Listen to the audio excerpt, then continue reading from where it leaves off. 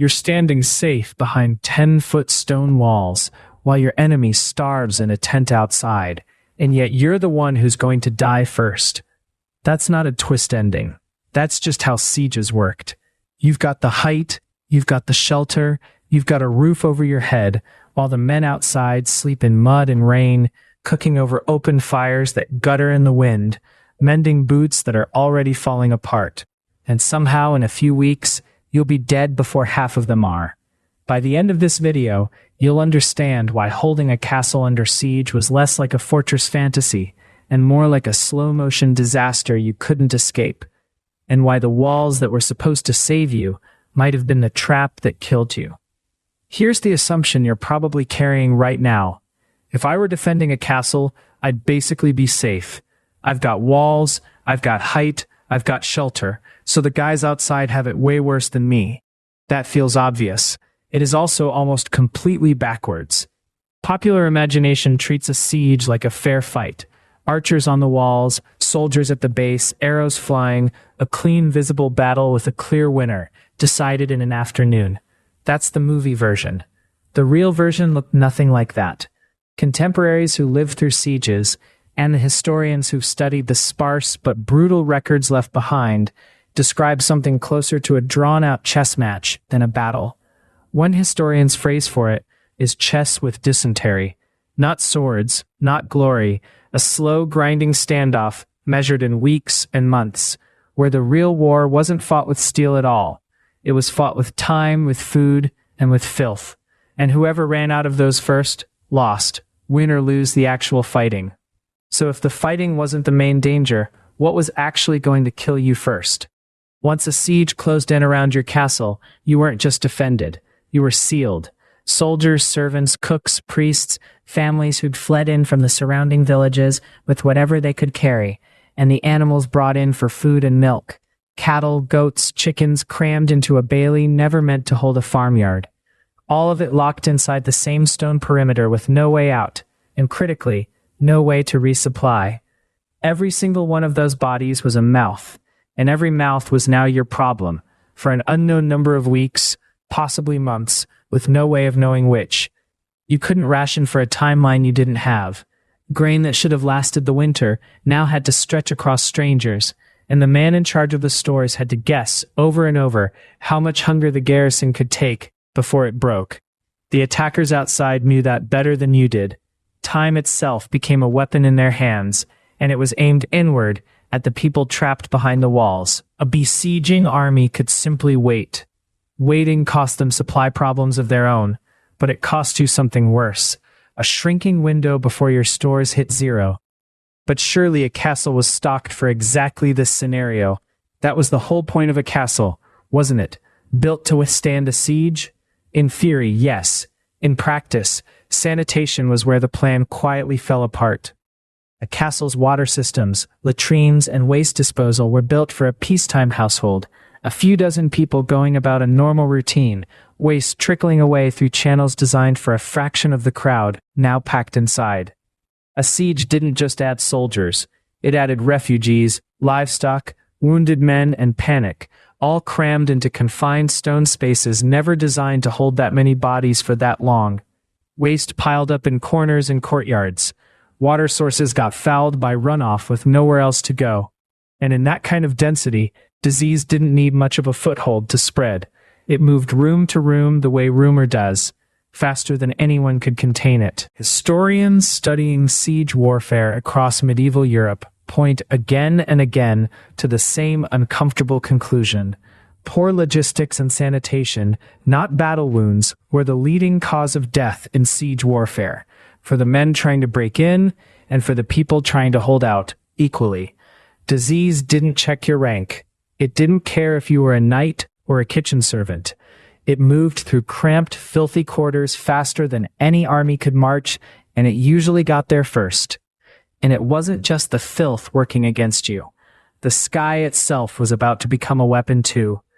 Attackers brought siege engines, trebuchets capable of throwing stone, fire, and occasionally worse, straight over your walls into the courtyard where your own people sheltered. At the siege of Stirling Castle in 1304, Edward I of England had a massive trebuchet built, nicknamed the Warwolf, and reportedly refused the garrison surrender until he'd had the chance to use it on them anyway. A detail that tells you exactly how little the defenders' survival mattered next to the spectacle of force. But here's what the fortress fantasy leaves out. Defenders often had trebuchets of their own, mounted inside the castle walls, giving them a genuine bombardment capability right back. That changes everything about how these sieges actually unfolded. It wasn't one dramatic wall breach and a final charge. It was an artillery duel of attrition, stone answering stone, day after day, week after week, your nerves fraying a little more with every impact you heard land somewhere you couldn't see. And when attackers got impatient and tried to force the issue, mining under the walls, smashing at towers, trying to bring the whole structure down, they ran into a problem of their own making. Take Rochester Castle in 1215.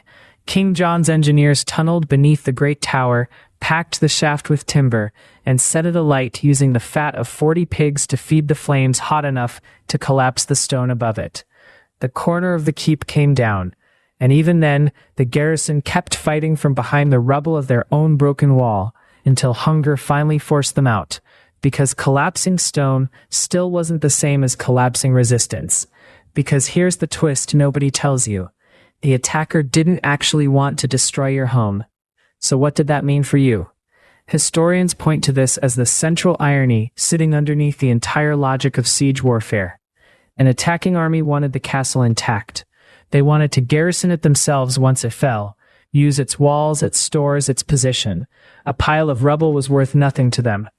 So instead of leveling the structure, the real strategy usually turned toward the people locked inside it. Starve them, demoralize them, let disease do work no siege engine could. Cut off the well if you could reach it. Look for the weak point nobody thought to guard. At the siege of Chateau Gaillard in 1203 and 1204, the chronicler William the Breton records that Philip II's forces eventually found their way in through an unguarded latrine chute, a detail historians still debate the finer points of, but one that captures something true regardless. It wasn't the walls that failed you. It was the one gap in them nobody had thought to defend. Wait for despair to do what force couldn't. For you, standing inside those 10-foot walls, this is the moment the fortress fantasy fully collapses. The stone around you was never really protecting your life. It was protecting a piece of real estate that somebody else intended to take over, fully furnished, with you still inside it, if you happen to survive. If this is already reshaping how you picture a siege, it's worth sitting with one more thing before we get to how these standoffs actually ended, because the ending is rarely the victory you'd expect. So the building would probably survive. The real question the whole time was whether you would. Even a defense that historians would call successful, one where the attacking army eventually withdrew, gave up, or was driven off, routinely left the garrison gutted long before any final clash of arms. Men and women who'd never taken a wound in battle died anyway, worn down by weeks of bad water, spoiled food stretched thin with boiled leather and slaughtered horses, and disease moving unchecked through packed stone corridors. And the grim symmetry here is worth sitting with. The besiegers outside were often suffering the exact same fate. Camps of soldiers dying of dysentery and supply failures in numbers that dwarfed anything combat produced. Both sides, in many documented sieges, were losing to the same invisible enemy at the same time, just from opposite sides of the same wall, which meant the real skill of a defender was never swordplay. It was rationing what little you had left, counting sacks of grain against days you couldn't predict. It was enforcing sanitation discipline in a space rapidly turning against you, digging new latrine pits, hauling waste out under fire if you had to. It was enduring long stretches of boredom laced with a very specific, very constant dread, not knowing if relief was coming, not knowing if your food would outlast the enemy's patience, not knowing anything except that the walls weren't going anywhere and neither were you. None of this required a single arrow to hit you, just time and the walls you thought were keeping you safe. You've probably felt some version of that same trapped feeling yourself. Not under siege, obviously, but stuck somewhere with limited resources and no clear end date, telling yourself that the walls around you, whatever form they take, our protection. History's castle defenders would tell you something less comforting. Safety was never just about what's keeping the danger out. It's about what's slowly wearing you down on the inside, while you wait for it to end. The thing you can't see, that doesn't announce itself, that just keeps accumulating in the space you thought was safe. If the idea of a fortress being a trap instead of a shelter has already changed how you picture medieval warfare, the next role in this series will do the same thing to the person you'd assume was totally safe on the other side of that equation entirely. The one giving orders from a war tent, sure they'd never see combat themselves. The castle defender's real enemy was never on the other side of the wall. It was the slow mathematics of supplies running out and filth building up, inside a space that was never designed to hold that many people for that long. Survival depended less on valor and more on logistics, on hygiene, and on luck that neither side ever fully controlled. This wasn't fiction.